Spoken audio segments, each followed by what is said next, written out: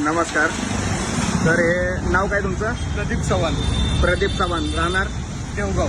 देवचं. म्हणणं फक्त एवढंच होतं की काल ते ड्रिंक अँड ड्राईव्ह करून पाच जण आले होते.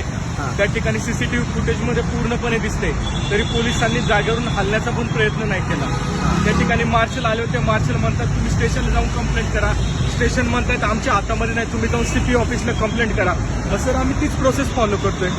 मला स्वतः मी तक्रारदार असून मला सांगितलं पोलीस सर अधिकारी कोण होते, त्याचं नाव काय त्यांचं? पोलीस अधिकाऱ्यांचं नाव नाही सांगता यायचं. कॉन्स्टेबल काय नाव त्यांचं? नाही कोणत्या गड्या. पोलीस स्टेशनला होते ते? बानेर पोलीस स्टेशनला गेलो होतो, जे आपलं बानेर बालेवाडी हाय स्ट्रीटला पोलीस चौक आहे. पोलीस बालेवाडी स्टेशन त्या पोलीस चौक. ठिकाणी गेलं.